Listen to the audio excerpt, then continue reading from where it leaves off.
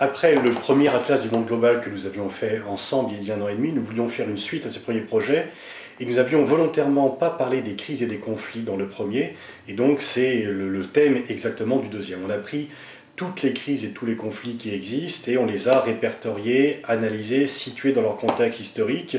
Et chose peut-être plus originale, essayer de regarder les scénarios possibles. Quels sont les scénarios pour chacun des conflits d'issue de sortie ou d'aggravation de la crise en fonction des différents éléments. Donc on a pris un peu quelques risques en faisant ces scénarios, mais je pense que c'était utile.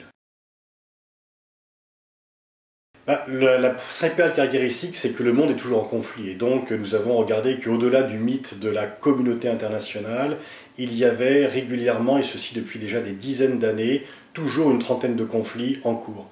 Certains s'éteignent, d'autres se calment, et d'autres renaissent.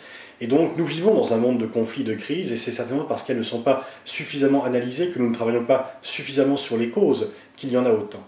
Les causes sont toujours les mêmes, elles sont diverses, mais il y a toujours la volonté de domination, les incompréhensions, la recherche des matières premières, la soif territoriale et l'héritage historique mal digéré, le passé colonial qui ne passe pas. Et donc nous avons, en plus de chacune des crises où nous avons analysé les racines, nous avons essayé de répertorier l'ensemble des causes globales de ces différentes crises et conflits.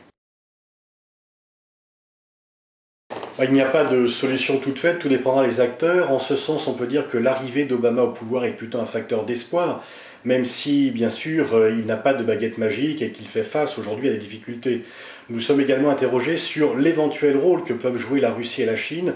Sont-ils des pourvoyeurs de crise, comme le disent certains, ou pourraient-ils contribuer de façon positive à venir réduire les crises et terminer certains conflits? Il y a également le rôle de l'Union européenne, qui n'est pas encore un acteur global, qui est vu par certains comme un guichet, et puis les institutions internationales qui manquent un peu encore de dynamisme et de puissance. Et nous nous interrogeons également, pour finir, sur le rôle de l'opinion, qui peut être positif, parce que souvent les opinions publiques font pression pour aboutir à des solutions pacifiques, pour éviter la guerre, mais parfois dans des climats passionnés, on a vu des régions où au contraire, les opinions sont belligènes et elles poussent finalement au crime dans certaines parties du monde.